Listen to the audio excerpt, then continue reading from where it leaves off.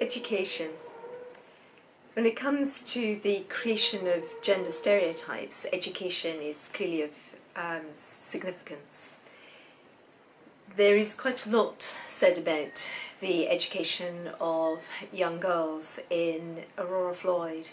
Quite a number of descriptions, in particular of Lucy's education, which is really highly standardised for girls of her social position in the era.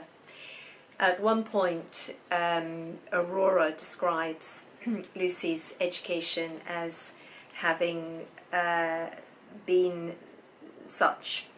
Yes, she has studied enough and learnt history and geography and astronomy and botany and geology and conchology and etymology enough, and she has covered I don't know how many china jars with impossible birds and flowers, and she has illuminated missals and read high church novels. So the best thing she can do is to marry, in this case, Talbot Bulstrode. I think that the level of study, the gravity of study of such subjects like astronomy and botany and geology and geography is very much undermined by the idea that it's on a par with studying china jars covering china jars with impossible birds and flowers and illuminating missals and reading high church novels. Clearly the academic side of things has been relatively light. It's a very broad education, emphasising social skills and crafts as much as academic requirements. It's intended, I think, really to provide entertainment for the husband. The wife has got a smattering of knowledge across all these different things.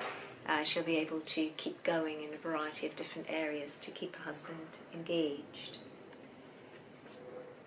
Another slightly more serious narrative description of, again, Lucy's education occurs in chapter 4. And this really discusses a woman's education directly in terms of her marriageability. But she, i.e. Lucy, was exactly the sort of woman to make a good wife. She had been educated to that end by a careful mother. Purity and goodness had been watched over and hemmed her in from her cradle. She had never seen unseemly sights or heard unseemly sounds. She was as ignorant as a baby of all the vices and horrors of this big world. She was ladylike, accomplished, well-informed, and if there were a great many others of precisely the same type of graceful womanhood, it was certainly the highest type, and the holiest type, and the best.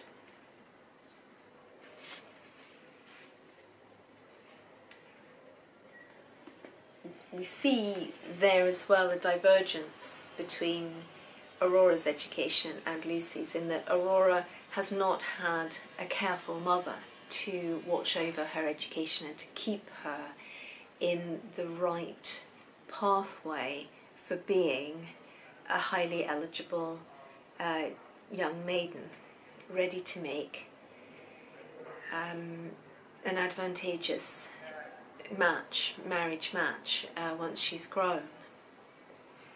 Again, the value system of the society is very much invested in how the woman is brought up to undertake the role of nurturing the next generation. And clearly, the gender stereotypes are very much at work again. Eventually, despite the fact actually that Aurora falls way outside the acceptable gender stereotypes and the acceptable education to make a stupendous marital match, she is the one that Talbot Bulstrode initially falls head over heels in love with and asks to marry him. It only goes wrong because she's got this secret in the background. And again, as I was pointing out before, sexual attraction where sexual attraction exists is undeniable and it's real. In real life, whilst Lucy and Aurora are temperamentally very different, and whilst in fiction and the theoretical realms of gender stereotypes, it might be implied that Aurora won't be able to lead a good life. Aurora will do wild and unpredictable things. In reality, a woman like Aurora would probably settle down to having a family and the responsibilities of being a mother in much the same way as any other woman would have done. Because once that responsibility is in place, it's a responsibility. It can't just simply be shirked, not usually, at any rate. So the gender stereotypes in some ways are shown to be very false. They're of course as well a little bit satirised here.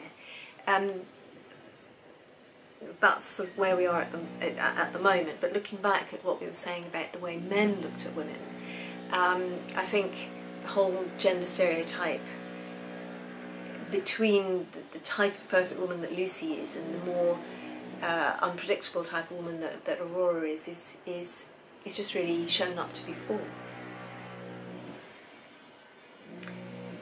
In the end, despite, or in the end after the dalliance with Aurora, Talbot Bulstrode does, on the rebound, propose to Lucy.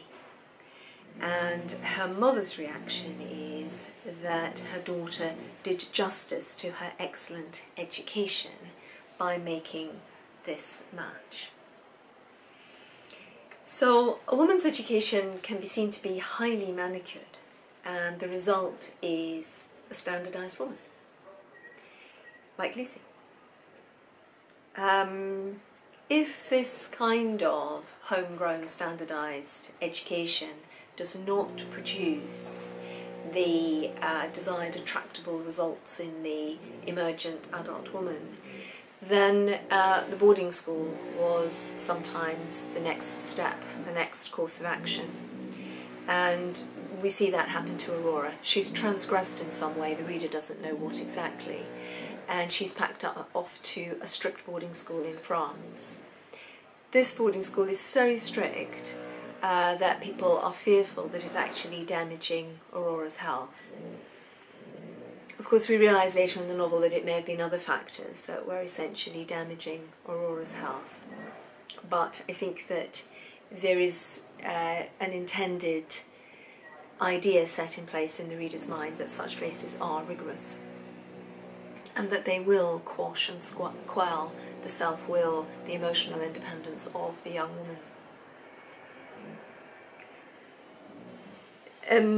Gender stereotypes in terms of education as well, of course, apply to the men in the novel. Both of the two men, John Mellish and Talbot Bulstrode, have been educated at Rugby public school, bringing out, as public schools did at that period, military-type values in the education process.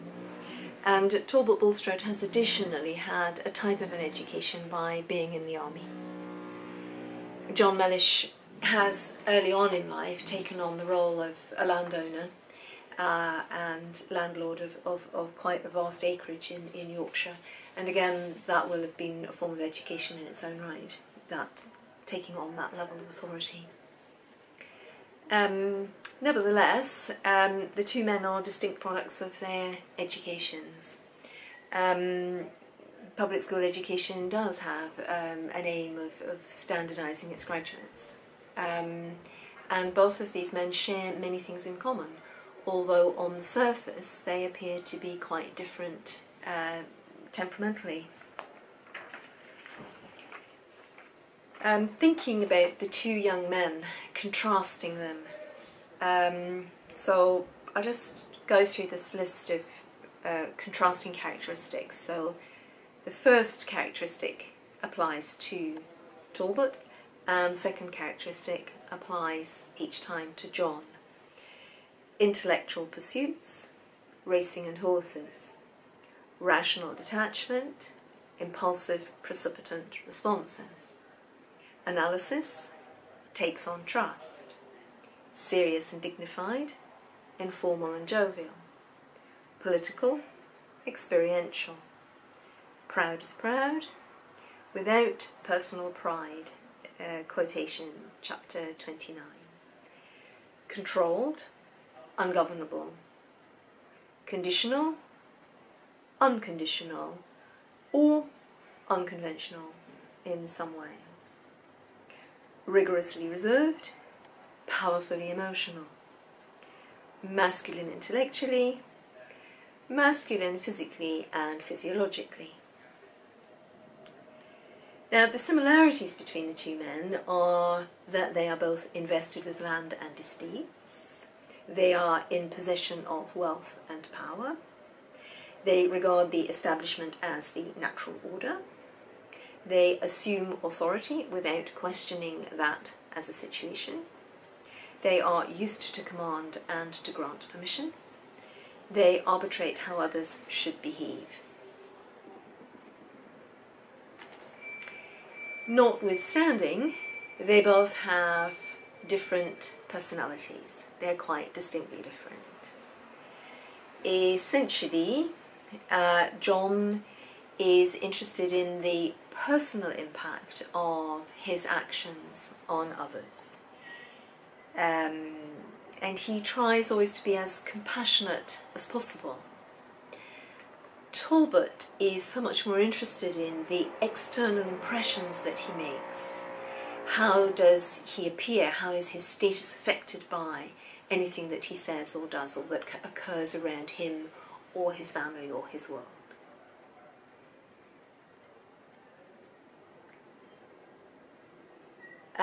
We see these emotional differences between the two men in their reactions to Aurora's secret. Talbot is totally unable to accept that Aurora has an individual and a private world that is hers to command. He will be the male of the family, of the household, and everything is within his domain. She has no private world. John, on the other hand, is absolutely prepared to grant Aurora her secret. He takes on trust that it won't be too grievous or too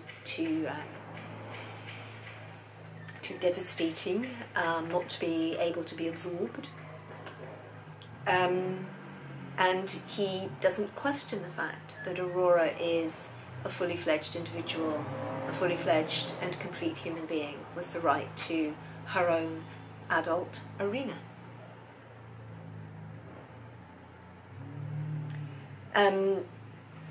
In perhaps a less significant but a more workaday context, we see the same difference in aspect appear between the two men over Aurora's flight when she suddenly decides to leave Yorkshire and races down to London and puts herself under the protection of Talbot Bulstrode. Talbot is obsessed with the purity of his household. He is perturbed by the fact that Aurora will have come to London in this way without her husband's permission. And he won't allow his wife to speak to Aurora in case it in any way corrupts the purity of his household, because Aurora is not behaving 100% morally. So if anyone associated with Talbot Bulstrode comes in contact with her, he himself as well has been contaminated. He doesn't see Lucy as having a fully independent existence. Now John, who frankly is in a far worse situation with regard to the purity of his household, who nonetheless has a very similar social standing and stature to Talbot, takes a completely different view. His only interest is not in the fact that his wife has disobeyed him and might have acted immorally somewhere along the line. His only interest is in comforting Aurora and compassionating with her in her grief and her trouble. Significantly, Lucy, as has already been implied, needs permission from Talbot to actually even go and speak to her own cousin. And so, again, here we see the contrast between the two women shown up in the contrast between the two men that they have chosen to live with.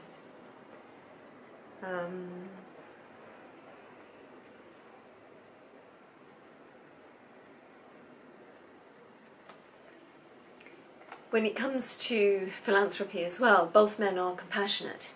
Talbot Bulstrode is very compassionate towards the Cornish miners and is working hard in the political arena to help them.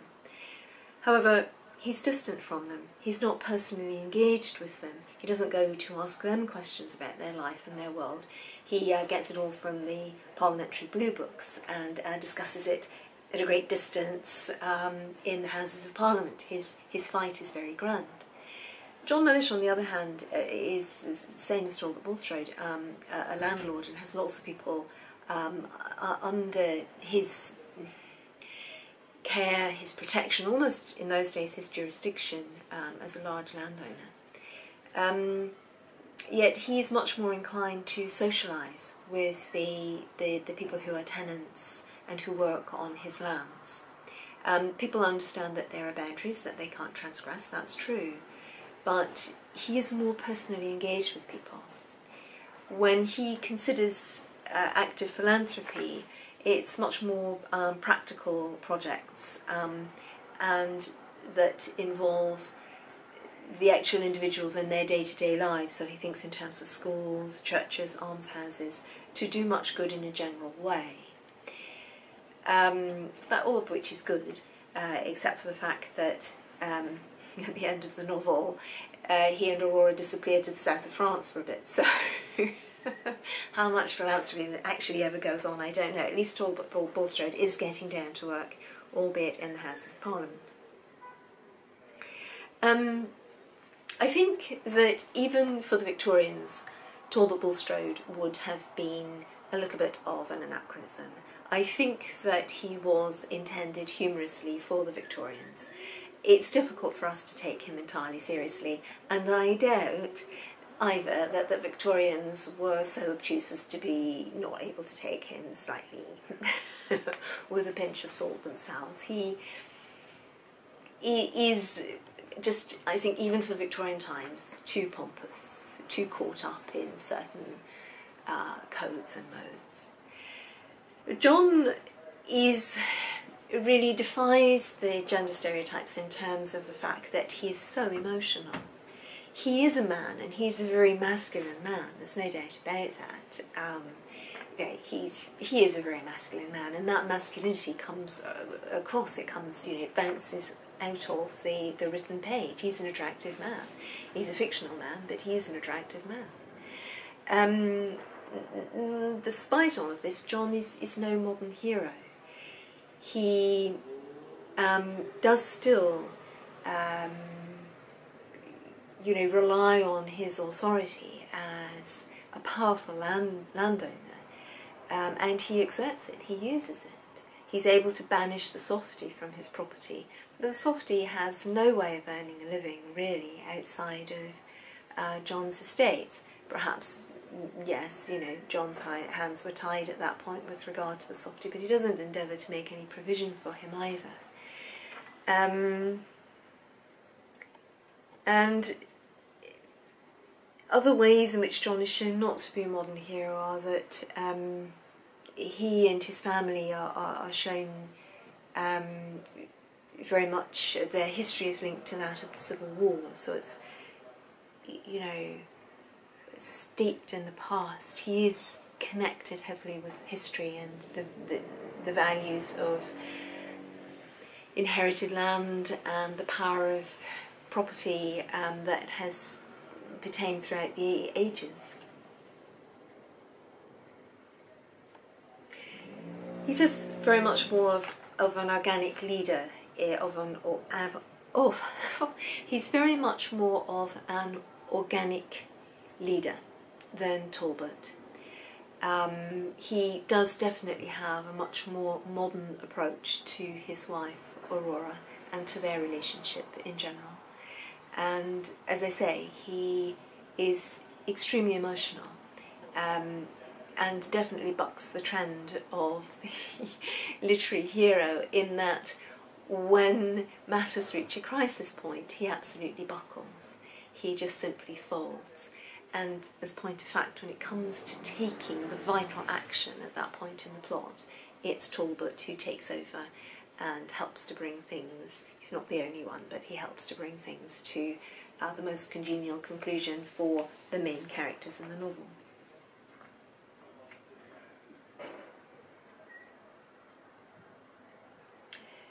We see between the two men, despite the fact that they're quite different, an affinity. There's a brotherhood between them, something that will have been inculcated at the public school at Rugby. Part of the training, part of the standardisation of the training in that sort of establishment. And in many respects a good thing that wherever you meet someone that you were at school with in the future, you are able to readily engage with them and to work together. And it's a good thing to be able to cooperate readily with others as the need arises. Interestingly, though, it's not just bonding that is depicted in the novel. There's also female bonding, so affinity between the women.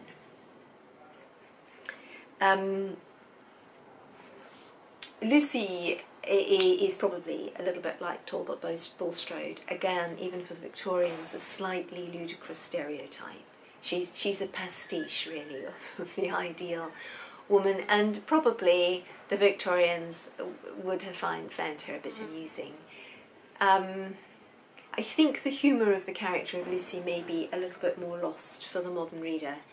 I suspect it was more there for the Victorians who'd have been more versed in the cliches that Lucy illustrates than we are today. We can extrapolate them from out of our background knowledge of the period, but they're not quite so obvious as the cliches, the male cliches that are at work in Talbot Bulstrode. So perhaps men and women have changed and adapted at a different rate over the course of the last century and a half. But although Lucy, in some respects, is less hidebound than Talbot, well, I mean, Lucy is less hidebound than Talbot. She accepts Aurora, and when Aurora is in trouble, she doesn't question at all the idea that she should give sympathy to Aurora. It doesn't matter what Aurora's done. It doesn't matter what social taboo Aurora may have transgressed. Lucy will still support her and comfort her. So that she's anxious to see Aurora at the point that she first realises that Aurora has been humiliated. She weeps with Aurora, even though she doesn't know what it is that Aurora is crying over. There's a common intuition between them, which even Talbot is capable of perceiving, a sort of Freemasonry between women, he sees.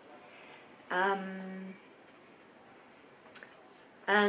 it's as if Lucy intuitively, despite her conventional position in society, and despite the fact that we could never imagine Lucy ever getting into the scrapes, the dramatic, melodramatic, unseemly scrapes that Aurora manages to contrive to find herself in, we can see that Lucy feels that there is an inherent difficulty in being a woman in society, and that as a woman she understands the difficulty that Aurora must be experiencing. There's this outsider quality to being a woman in society, the sense that you can be more easily ostracised, that you are more readily on the edge of the world that you live in than any man could possibly be. Talbot mellows later in the novel. Life happens, and he seems to develop. He seems to take a more broad-minded perspective to the fact that life doesn't happen by rote, and that people make mistakes, and that they have to be allowed to move on from those mistakes. So he's redeemed to some extent later on.